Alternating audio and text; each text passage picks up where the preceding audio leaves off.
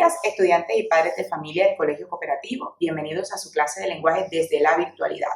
Quiero seguirlos invitando y motivando a apoyar los procesos académicos que adelanta el colegio.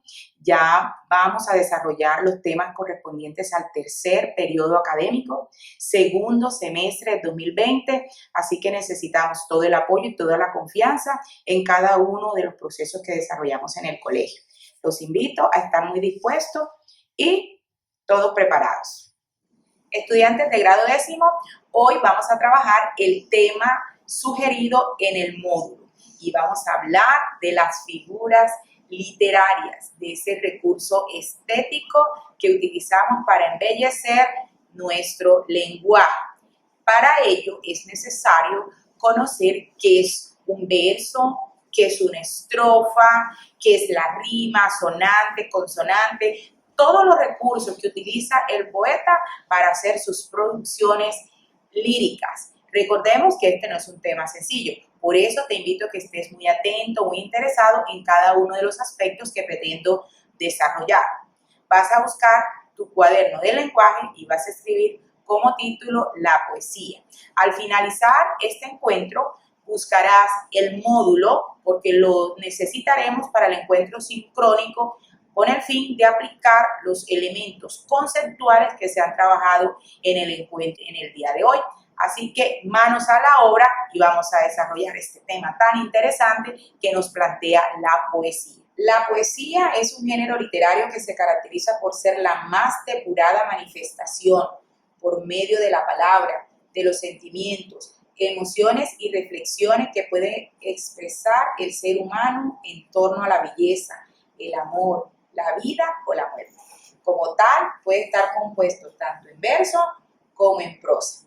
Cuando nos piden el origen de la palabra poesía, esta nos evoca el hacer, el materializar. Teniendo claro que la poesía es la que nos provee de ese elemento, de esa inspiración que nos permite embellecer todo lo que queremos decir y cómo lo pretendemos decir, debemos revisar cuáles son esos recursos estilísticos que me permiten alcanzar esa belleza que requiero al momento de hacer mi producción estética. Ya sabemos qué es la poesía. Ahora debemos saber o entender qué son las figuras literarias. Las figuras literarias pueden entenderse como formas no convencionales de expresar nuestras emociones, que las llenan de vivacidad, de belleza y enaltece ese lenguaje que utilizamos cotidianamente. Ahora, son las figuras literarias propiamente del lenguaje lírico. No, nosotros los vamos a encontrar en el texto narrativo. Es más, en algunas expresiones cotidianas también podemos utilizar este recurso literario. Bien, ya sabemos qué es poesía. Sabemos qué son figuras literarias. Vamos a trabajar un tercer concepto que serían los elementos que necesito para elaborar mi poema. Bueno, ahora vamos a saber qué es la estrofa. En poesía, la estrofa es el conjunto de versos, es decir, el conjunto de todas las líneas que integran la poesía. ¿Y qué es el verso? Cada lineecita. Quiere decir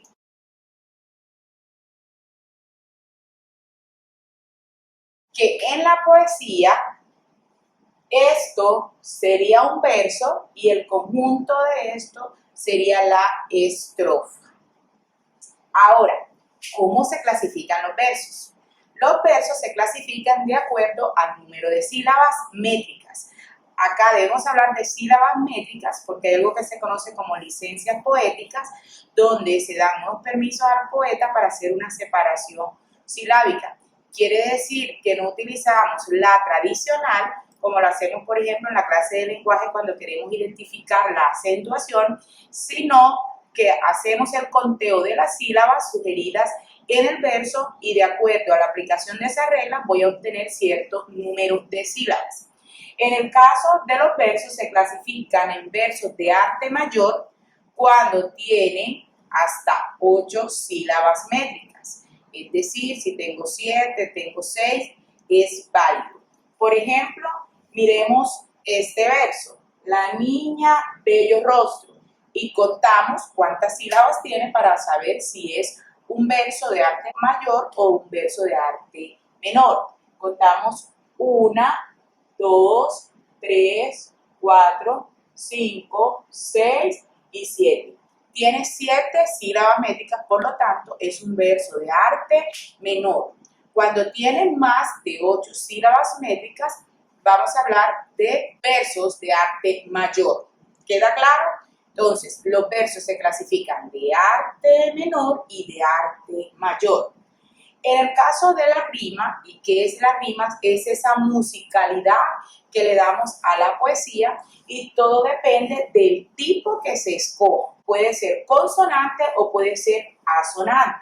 Entonces, la rima es la musicalidad que vamos a encontrar en cada verso y se puede clasificar consonántica cuando hay coincidencia vocálica. Decimos, por ejemplo, si el verso termina en canción, el siguiente dice, por ejemplo, corazón, entonces vemos que hay esa coincidencia vocálica terminadas en on. En el caso de la asonante hay una coincidencia vocálica. Por ejemplo, la estrofa que planteo en este momento tiene una rima asonante porque solamente vamos a encontrar que hay una coincidencia vocálica en esta que acabo de resaltar. Y si me piden, por ejemplo, cómo se clasifican los versos, vamos a decir que son de arte menor. La poesía se puede presentar de dos maneras. En prosa, que es la forma que adoptamos para escribir de forma muy natural, no está sometida a la métrica, es libre, no hay rima al finalizar cada línea, como lo muestra el siguiente ejemplo. Dice, camino sin luz, desemboca en mi alma un dolor profundo. Te busco, pero en ningún lugar apareces tú. Solo me encuentro con un aura, un fantasma. Como notan, en estas líneas, aun siendo poesía, no hay coincidencia vocálica, es decir, no estamos hablando de esa rima sonante, de esa rima consonante. En el caso de la poesía, que es propiamente escrito en verso, y en verso naturalmente debe existir esa rima, vemos que la diferencia entonces entre uno y el otro es que mientras el verso está sometido a las reglas métricas o a las licencias que les hablaba en un principio, la prosa es más libre y natural. Vamos a ver en este momento cuáles son las figuras literarias más comunes cuando hablamos del lenguaje lírico. Las figuras más utilizadas en el lenguaje estético son estas que encuentran aquí relacionadas y les recuerdo que ustedes para complementar esta información pueden dirigirse al módulo para retroalimentar y luego en el encuentro sincrónico aclaramos las dudas que se generen. Recuerdo, hay muchas figuras literarias, solo que en el día de hoy y por sugerencia de la temática que tiene el módulo, voy a trabajar las más utilizadas. Entre esas tenemos la anáfora, que es muy sencilla, es la repetición de una palabra al iniciar cada verso. Digo, por ejemplo, una mirada tuya, una mirada al cielo. Una mirada, repetición al inicio de cada verso. En el caso del símil, hay una comparación expresa, explícito, y cuando hago referencia a lo explícito es lo evidente. ¿Y cómo lo verifico? Cuando encuentro la partícula como. Digo, eres bella como una rosa, eres bella como un clavel. Comparación explícita a través de la partícula como. En el caso de la personificación o prosopopeya, atribuimos características humanas en seres animados o inanimados. Por ejemplo, lo que encontramos en las fábulas, cuando habla el zorro, cuando habla la tortuga, cuando habla el árbol, cuando dice, por ejemplo, el viejo árbol murmuraba sus tristezas. Cuando atribuimos esos recursos a esos seres inanimados, hablamos de personificación o prosopopeya. En el hiperbatón, la sintaxis plantea un orden formal para las oraciones. En el caso del hiperbatón, trastoca ese orden. Ya no digo, la niña juega en el parque, sino en el parque juega la niña. Cuando hago esa inversión del sujeto y pasarlo después del predicado verbal, eso le llamamos hipérbole. En la hipérbole, que es una exageración, voy a encontrar, por ejemplo, te he marcado 1000 veces o eres la mujer más hermosa del mundo. Cuando utilizo ese tipo de expresiones o, por ejemplo, me desangro de tanto amor, hacemos referencia a esta figura. La onomatopeya, por su parte, imita los sonidos de la naturaleza. Entonces, de la naturaleza, de un objeto, de un animal. Cuando digo, por ejemplo, el tap-tap del caballo, o digo el tic-tac o tic-toc del reloj me despertó, esa imitación se conoce como onomatopeya.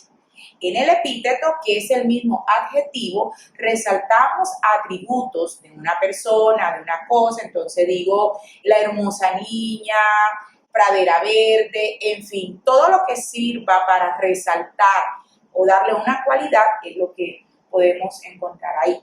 La ironía es una burla elegante y en el salón de clase es muy frecuente, o en nuestras oraciones o expresiones cotidianas. Cuando le damos a entender a una persona que es poco agraciada, le decimos, por ejemplo, como es tan linda, o de pronto tiene pocas habilidades para un oficio, y sí, como él es tan bueno para esto, eso que da a entender lo contrario de lo que realmente se dice, hace referencia a la ironía. En el pleonasmo hay expresiones que, si se utilizan cotidianamente, parecen redundar. Y es cuando usted le dice al compañerito, cuando dice en el salón de clase, salí para afuera y le dice, no, vas a salir para adentro.